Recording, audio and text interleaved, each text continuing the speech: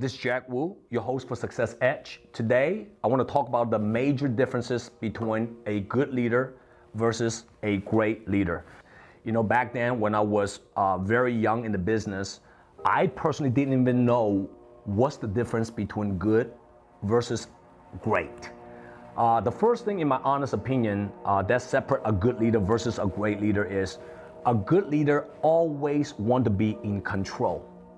A great leader, they let go control and simply leverage the right people working for them and working with them. I learned how to treat my company as my second child versus my first child, right? You know, for those of you who have kids, you know, when you have your first child, you micromanage everything. You are just kind of like worry about everything about them. When they're crying, when they are not feeling well, you just micromanage every aspect of it. But if you have a second or third or fourth child, you're not as micromanaging as the first child because you get used to it. You probably let your kids cry a little bit more. You probably let your kids just when they fall down, you don't go instantly run up to them and try to hold them and et cetera, et cetera. So that's what you have to learn. You know, being a great leader, you got to learn how to let go control.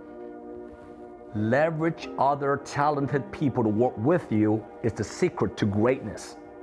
Another major difference between good versus great, in my opinion, is that a good leader always try to be the king and queen. Because in their mind, they always wanted to be on top and better than everyone else. They want to keep their people under their control. I see a lot of managers, a lot of good leaders where they just simply teaching their people 20-30% of what they know. They don't want to teach them the real secrets because they are so worried that one day their people, their leaders, their managers will get to their level and surpass them. Well, a great leader don't think like that. A great leader, they want to teach and they commit to teach their people everything they know. And they are very secure about their success because by the time they teach their people what they know, they already learned more stuff. They already got to another level. You know, when you feel insecure, when you feel you are jealous of someone, when you are hating of someone, and you're vulnerable, it's because you're no longer creating, you're no longer learning, you're no longer building, you're no longer educating. So great leaders, they don't worry about that because they are constantly in a mode of learning, teaching, creating, and reinventing themselves. I believe good leaders, they only can build good teams. But great leaders, they build great empire.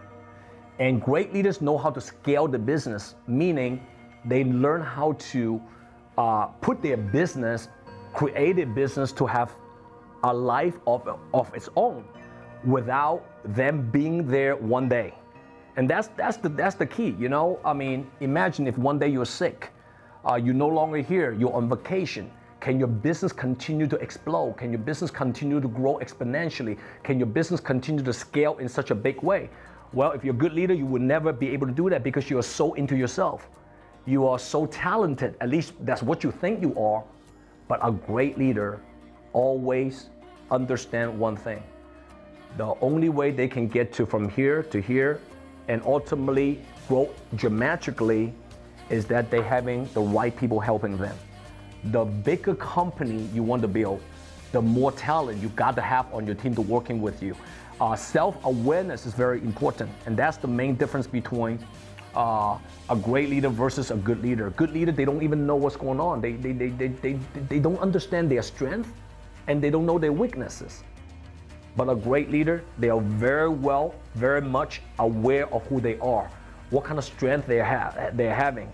Whatever strength they're having, they just focus on it and keep doing it with speed. The weaknesses they have, they simply hiring the right people to fill in those weaknesses.